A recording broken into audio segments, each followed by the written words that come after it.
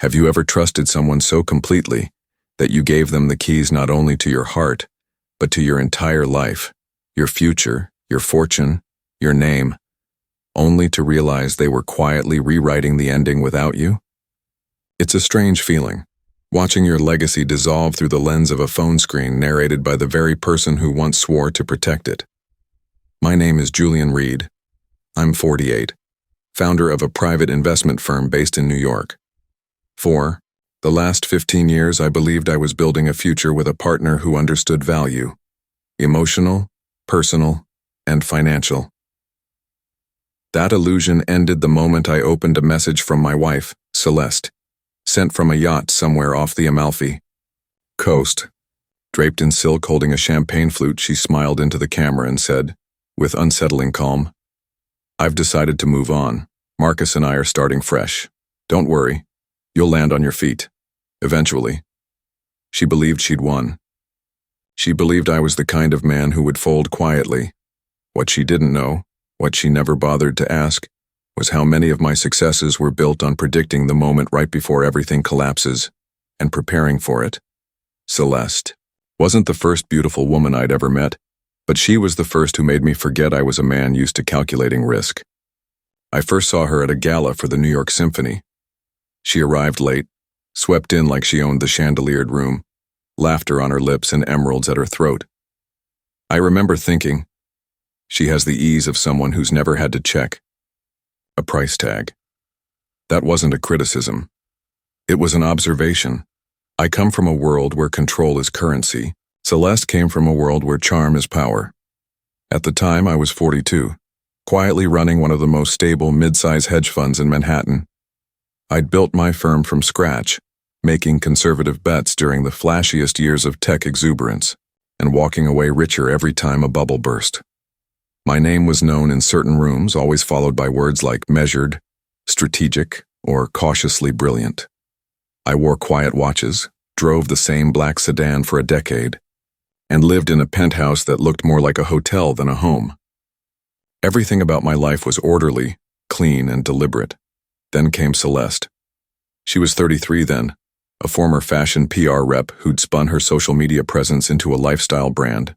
She did interviews with luxury magazines, ran workshops for elevated personal branding, and hosted exclusive dinner parties in Soho lofts where people drank champagne like it was still prohibition. Within 3 months, we were inseparable. Within a year, married. People said we were a perfect match, her Polish, my precision. She made me laugh. I gave her structure. She introduced me to a world of curated beauty, and I gave her access to a kind of security she'd never known. At least that's how I used to describe it. Now I realize I gave her much more than security. I gave her blind trust. I led her into every corridor of my life: banking, estate planning, passwords, signatures. She wasn't interested in the details, or so she said. She'd smile, kiss me on the cheek and say, "Julian, if I wanted to marry spreadsheets, I'd have dated a tax attorney." We moved fast. Faster than I usually did with anything. Our wedding was held at a private estate in the Catskills, catered by a Michelin-starred chef flown in from Copenhagen. She wore custom Dior. I wore the same watch I always did. I remember that contrast clearly because it turned out to be a metaphor for everything that followed. After the wedding, we settled into what looked, from the outside, like the dream. Summers in the Hamptons, winters in St. Moritz, a pied-à-terre in Paris we barely used. Celeste leaned fully into the role of elevated housewife-turned-influencer, filling her days with brunches, collaborations, curated philanthropy, and digital elegance. She made our life look effortless online, all golden hour filters and whispered luxury. I didn't mind. I worked long hours. I trusted her. That was the most expensive assumption of my life. Celeste had always said she hated numbers. She joked that my financial meetings gave her hives. And maybe that's why I didn't think twice when she asked seemingly innocent questions. Shouldn't we consolidate some of the accounts? It's also fragmented. Or couldn't we make the family trust more accessible in case of emergencies? In isolation, these were reasonable inquiries. But hindsight isn't just 20/20, it's ruthless. Back then, I told myself she was maturing, thinking long-term, asking the right questions about our shared future. What I didn't know was that the future she had in mind didn't include me, and the questions weren't signs of growth. They were the first moves in a much larger game. It began, as these things often do, with small absences that didn't feel like absences at all. A delayed return from a wellness retreat in Lake Como, a last-minute brand summit in Marrakesh that hadn't appeared on her calendar until the night before. I wasn't the kind of man to check her itinerary, or at least I hadn't been. Celeste's life was fluid, I told myself. That's what made her radiant. She wasn't bound by clock-ins or closing bells. She thrived in spontaneity, in improvisation, and I wanted to believe I hadn't married a liar. So I chose not to ask too many questions. But certain patterns are hard to ignore when you've spent 2 decades managing portfolios, studying market behavior, and spotting anomalies. I've always been someone who notices when a decimal's off or a margin shifts by less than 1%. It's part instinct, part training. And one morning, while reviewing our Amex statements out of habit more than suspicion, I noticed something that didn't quite fit. A string of luxury purchases in Monaco, a city neither of us had mentioned in months, jewelry mostly, a dinner bill close to $4,000 from a restaurant known for its oceanfront views and private tasting, menus. Celeste had told me she was at a meditation retreat in the Alps that week. I waited a day, then 2. I didn't confront her. I simply observed. Over the next month, I noticed more of these coincidences. Designer shopping sprees in cities she hadn't mentioned. Private jet charters booked under aliases linked to her personal assistant's account. Then there was Marcus DeLuca. He was an event consultant Celeste had started working with on a charity gala she was co-chairing for an arts foundation. She mentioned him once or twice, casually, always with a tone of amused detachment. "He's a little intense," she'd said. "Wants everything to be perfect." I thought nothing of it, until I found his name tied to 2 wire transfers, totaling nearly $600,000 routed through a boutique finance firm in Miami. By that point, I'd already hired someone, quietly, a former intelligence analyst I'd worked with years ago on a corporate espionage case. I didn't tell him much at first, just a name and a few dates. Within 48 hours, he'd pulled up more than I expected. Marcus wasn't an event planner. He was a con artist, polished, well-dressed, and disturbingly consistent. His targets were always wealthy women in vulnerable moments, post-divorce, post-fame, or post-relevance. He positioned himself as a savior, a co-strategist, someone who understood them better than their husbands, lawyers, or therapists ever could. Celeste, it turned out, had been his latest project for nearly a year. The money trail told the rest of the story. Under the guise of launching a luxury retreat brand, they'd quietly siphoned over $4 million from our holdings, mostly from accounts Celeste had access to through trusts and tax-sheltered partnerships she had once claimed to find. Too boring to review. Every document had her signature. Every authorization looked clean on the surface. But then came the video. It arrived one afternoon while I was in my office overlooking Midtown, in the middle of preparing a quarterly report. The notification flashed on my phone. A video message from Celeste. No text. No subject line. Just the file. She was on a yacht. Sleek, white, sun-drenched, probably Mediterranean. Her hair was pulled back in a silk scarf, sunglasses reflecting. A horizon I'd never seen with her. She looked beautiful as always, but detached, almost performative. She raised a champagne glass to the camera and said, "Julian, I wanted to do this face-to-face, but, well, this felt easier. Marcus and I are starting over. I've taken what's fair. You'll be fine. You always land on your feet. Goodbye." Then, she smiled. A real smile. The kind I hadn't seen directed at me in over a year. I didn't panic, I didn't throw the phone, I didn't even get up from my chair. Instead, I minimized the video, opened my encrypted folder, and pulled up a document I'd created more than 2 years earlier. Contingency protocol. Asset. Protection. I had always planned for disaster, just not in that form. That's the thing about building wealth. You learn that threats don't always come from the market. Sometimes they come from within, from the people closest to you. from the ones who laugh at your jokes while slowly planning their escape. But what Celeste hadn't counted on, what Marcus couldn't have known, was that my trust had limits. And every limit has a tripwire. I spent that evening not in anger but in precision. I didn't storm out. I didn't call Celeste. I didn't send her a single word. I made tea, turned off the lights in my office, and sat with the kind of silence that only comes when your worst suspicion stops being hypothetical, and then I began to move. The first step was confirming exactly how much had been taken, and from where. My contingency protocol included a master financial tracker I'd been updating quarterly, a habit born out of necessity more than distrust. Over the years, I'd created legal structures that gave Celeste the appearance of access, but not true control, at least not without my co-authorization, or so I thought. The problem wasn't the accounts she couldn't touch, it was the ones she had helped me set up: charitable arms, side ventures, tax-efficient holding companies. They had been legitimate at the time. But slowly, subtly, she'd begun rerouting funds under the guise of philanthropic planning and brand development. The $12 million trust we'd created for future joint ventures had been the primary vehicle. It was meant to support causes we both cared about: the arts, clean tech, education access. Now it was fueling Marcus's offshore accounts and Celeste's second life. And yes, there were offshore accounts. My analyst, Theo, confirmed it within a week. He sent me an encrypted file that mapped the movement of our capital like a crime scene, from one New York trust to a Miami holding company to a Liechtenstein bank, before finally landing in two discrete investment funds in Dubai and Singapore, both tied, directly or indirectly, to Marcus DeLuca. The names varied, the paperwork was forged, but the signatures, all Celeste. Neat, elegant, familiar. The scale of the betrayal was almost architectural. Every move had been deliberate. Every transfer just below the radar of regulatory review. And Marcus wasn't improvising. He had a pattern.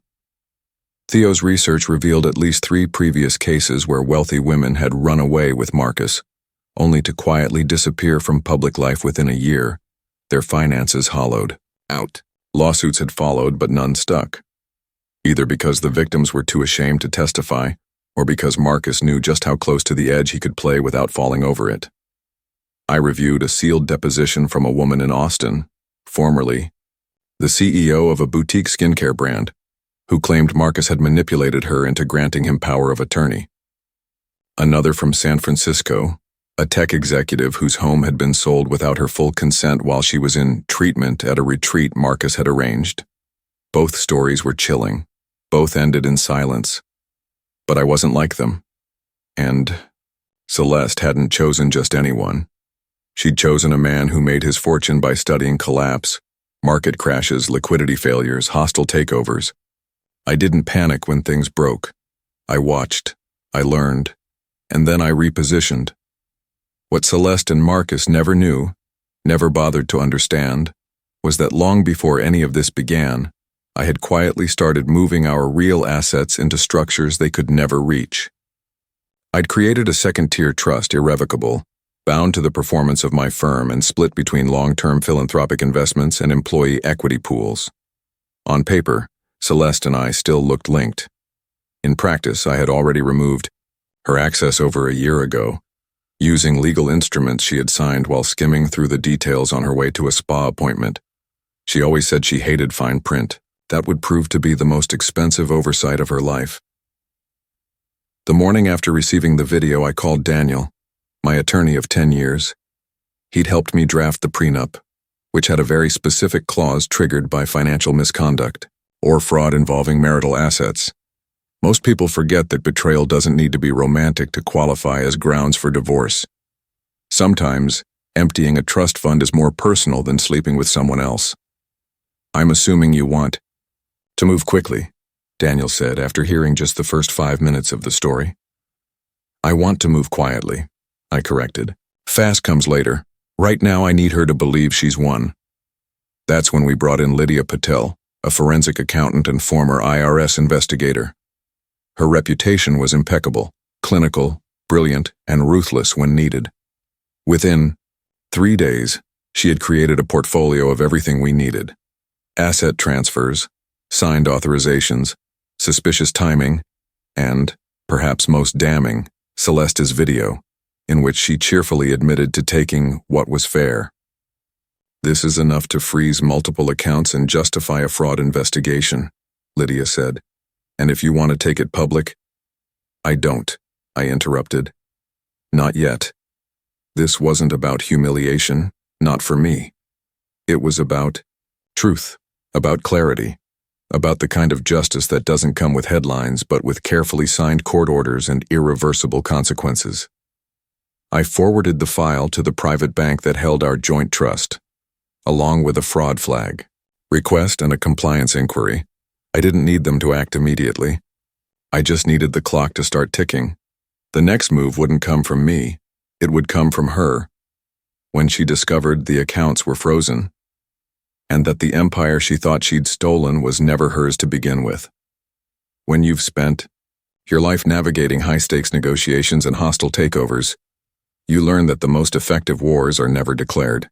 They begin in silence, with signatures, sealed envelopes, and a trail of quiet decisions that leave your opponent cornered before they ever realize a battle has begun. Celeste didn't know yet, but she had already lost.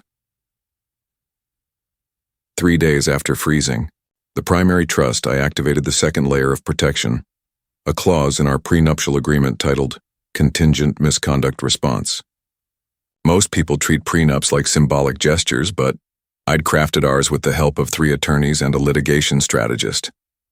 Clause 14C gave me the legal right to reallocate marital assets if one party was found to be acting in deliberate, financial bad faith. Celeste, by admitting her actions in a video message and by forging multiple authorizations to fund her lifestyle and Marcus's schemes, had not only crossed the line, she'd left it in ashes. Daniel, my attorney, filed the motion discreetly with the family court. No press, no subpoenas, yet. We wanted her comfortable, unaware. This was not about drama. It was about leverage. I didn't need revenge, I needed position. And I had it. In parallel, Lydia, the forensic accountant, was expanding her reach. She began combing through Celeste's digital footprint, analyzing her communication with Marcus, decrypting messages they thought were private. And what she found painted an even darker picture. Marcus hadn't just encouraged Celeste to siphon money. He'd orchestrated it. Dozens of messages contained specific instructions: how to transfer funds below reporting thresholds, how to create shell vendors for consulting fees, how to structure offshore holdings to avoid tax scrutiny. His language was polished but cold. He treated Celeste like an asset, a pipeline. She thought he loved her. He loved what she could access. "I'd estimate he has a playbook," Lydia said, showing me a spreadsheet of time-stamped messages and transfers. "Same tactics, different name. He's a confidence man. But this is federal," which is when I made the second call. Not to a prosecutor. Not yet. To Elena Brooks, a partner at one of the top crisis PR firms in Manhattan. We'd worked together briefly when one of my portfolio companies faced a shareholder revolt. She had a reputation for managing high-profile fallout with surgical grace. "Elena," I said when she picked up, "I need 2 things, privacy and a contingency plan." "Whose privacy?" she asked without missing a beat. "Mine for now, hers, eventually." Over the next week, we laid the groundwork for reputational containment. It was an odd thing to plan, how to manage the optics of being betrayed. But in the circles we moved in, perception could cost millions. Elena and her team drafted a communication framework, prepped a legal media strategy, and quietly compiled dossiers on Marcus and Celeste's public movements. No one likes to believe their own love story is a headline waiting to happen. But I wasn't taking chances. Meanwhile, Celeste remained blissfully unaware. Her social media was a curated dreamscape. Sunsets in Santorini, rooftop dinners in Barcelona, poolside conversations about healing energy and starting fresh. And Marcus appeared in the background now and then, always slightly out of frame. He was careful, even in his arrogance. But cracks were forming. 2 days later, I received a message from our family office's compliance manager. Celeste had attempted a transfer of $1.2 million from a foundation fund she assumed was under her full control. The system flagged it. The compliance officer froze it. That was the first sign that the web I'd quietly spun was catching her. Then came the call from Celeste. She didn't sound panicked. Not yet. She sounded annoyed. "There's been some sort of mix-up," she said, her voice as smooth as it had been the day we met. "One of our accounts is restricted. I was trying to finalize a donation and—" "Which account?" I asked, as if I didn't already know. "The Harmony Impact Fund." I paused, then responded lightly. "You remember that one?" She laughed a little too quickly. "Of course, I'm just trying to do something meaningful, Jules. For us. For our legacy." She'd never called me Jules before. I told her I'd look into it and ended the call with a polite calm that made my heart beat louder than it should have. She knew something was wrong. She just didn't know how wrong. That same night, Theo sent me a new update. Marcus had applied for a second passport using falsified documentation in a Caribbean nation known for laundering money and shielding assets. He was getting ready to vanish, but this time someone was watching. I filed a private report with a federal financial crimes unit the next morning, anonymously. I included everything: the shell accounts, the falsified trust activity, the fraudulent non-profit, and Marcus's name. If he was planning an exit, I wanted the runway removed. The war had begun, and the battlefield was mine. The real confrontation didn't come with shouting or dramatic declarations. It arrived early one morning just after sunrise as I was finishing my usual run along the river near our apartment in Tribeca. My phone buzzed with a text from our building's front desk. "Mrs. Reed is here, asking to be let up." That was unexpected. Celeste had been gone for weeks. The last I'd heard, she was in Lisbon with Marcus, attending what she called a healing retreat for high-performance couples. I told the doorman to send her up and calmly walked back to the elevator, sweat drying on my back, my mind already shifting into a different gear. She entered the apartment 5 minutes later wearing designer sunglasses, but they didn't hide the tension in her face. Her usually immaculate presence was off, hair too loose, lips pressed too tight. The performance was cracking at the edges. "What's going on, Julian?" she asked, skipping any attempt at pleasantries. "I just got off a call with the bank. They're saying there's been a fraud report on one of our trusts." "Our trusts?" I replied, pouring myself a glass of water. Interesting choice of words. She stared at me, unblinking. "Why did you report it?" I didn't answer immediately. I let the silence stretch just long enough to remind her who she was talking to. Then I said evenly, "Because someone forged my signature to authorize multiple transfers into offshore accounts, and because I have video evidence of that person admitting to taking what's fair." "That's not partnership, Celeste." "That's theft," she scoffed. "Are you serious? It was our money." "No," I said, setting the glass down.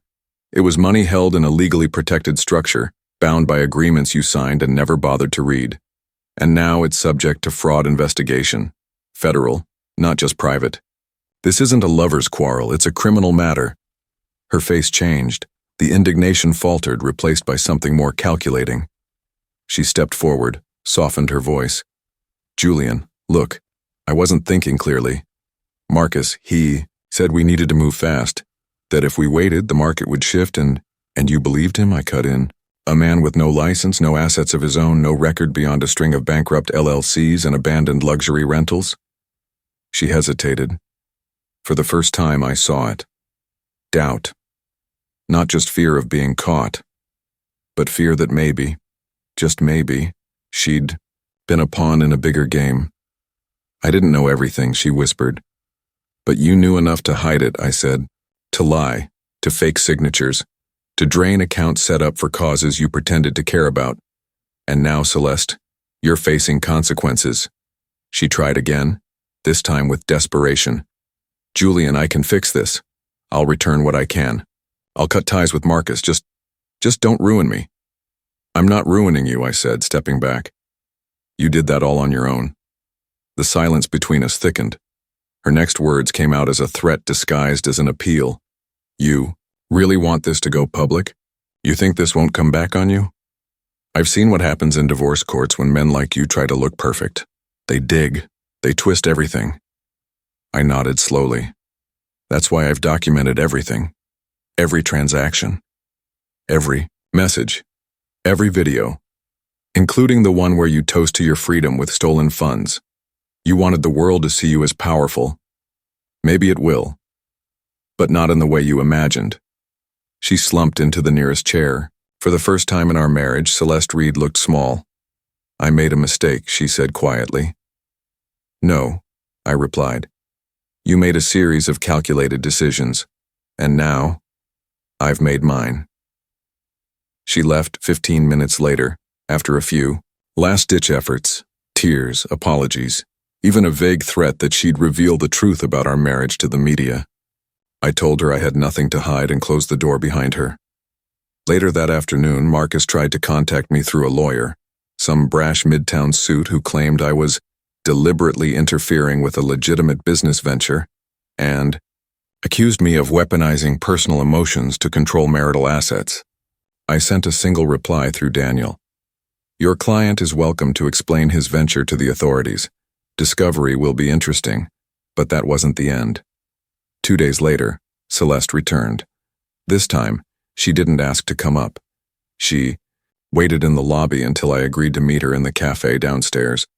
She was wearing a coat I'd bought her years ago in Milan. Tailored, classic, too elegant for someone unraveling. "Marcus is gone," she said the moment I sat down. "Vanished. Took everything we had in that Dubai account." I said nothing. "I need help," she continued. "I think he's done this before. To other women. I don't think I was the first." "No," I said. "You weren't. But you were the one who helped him do it to me." Her eyes welled up then, not with theatrics, but something raw. Maybe guilt. Maybe humiliation. Maybe the realization that in trying to secure her freedom, she'd traded it for a man who saw her as a conduit, not a companion. "I'll cooperate," she said finally, "with whatever you need. Just don't destroy me." I nodded once. "Then talk to my lawyer. From now on, that's how this happens." The confrontation wasn't loud, but it was absolute. Celeste's cooperation began with reluctance, but it didn't take long before self-preservation overpowered pride. Once she realized Marcus had used her, emotionally, financially, and legally, her fear evolved into something sharper, survival instinct. She agreed to give a full statement to Daniel and Lydia, detailing every transfer, every conversation, every manipulation. Her memory, once conveniently vague in our marriage, became suddenly sharp under threat of prosecution. We had leverage, yes, but now we had confession. Lydia compiled the final forensic report in just under 2 weeks. It was damning. The evidence mapped not only Celeste's unauthorized financial maneuvers, but also Marcus's calculated strategy, setting up shell charities, routing money through foundation fronts, and laundering proceeds through private crypto wallets registered under fake corporations in Luxembourg and Cyprus. It read like a financial thriller. But this wasn't fiction. This was the dissection of a real-life grift, orchestrated by someone who knew the cracks in people were often more useful than the cracks in laws. Daniel submitted the full dossier to the U.S. Attorney's Office with a formal request for criminal investigation into both Celeste and Marcus. Thanks to the cooperation Celeste offered and her swift agreement to turn over all remaining funds she had access to, we were able to position her as a cooperating witness. It wouldn't erase her actions, but it would likely keep her out of prison. Marcus, on the other hand, wasn't so lucky. 3 days after the filing, he was arrested attempting to board a chartered jet out of Puerto Rico using a fake Bahamian passport. He had $500,000 in cryptocurrency on a hard wallet in his luggage, and 2 phones scrubbed with anti-tracking software. The FBI had been watching him since my anonymous report, and our case gave them the final puzzle piece. His charges ranged from wire fraud and money laundering to identity theft and conspiracy, to commit financial crimes across international borders. As for Celeste, the story broke before we had a chance to contain it. A well-connected gossip blog leaked the original yacht video, sent to me as her exit message, along with photos of Marcus and Celeste at various retreats, charity events, and offshore locations. By morning, her name was trending on Twitter, not for her luxury lifestyle or curated Instagram posts, but for financial betrayal and association with a suspected con artist. Influencer brands dropped her by the hour. Sponsors issued statements, distancing themselves. Her name, once synonymous with elegance, became a cautionary tale. Elena, our crisis PR expert, executed the containment plan we'd mapped out weeks earlier. She quietly released a statement through my firm. Mr. Julian Reed has no comment at this time and is focused on resolving personal matters through appropriate legal channels. No embellishment, no bitterness, just distance. Celeste, however, couldn't hide. The press demanded answers. Friends withdrew. Her curated online image unraveled. The woman who once moved through Manhattan's elite with effortless charm was now crossing the street to avoid photographers. Ironically, she never seemed more real to me than she did in those days. Stripped of performance, her voice quieter, her posture humbled. She was forced to move out of our penthouse not because I demanded it, but because she could no longer afford to pretend she belonged there.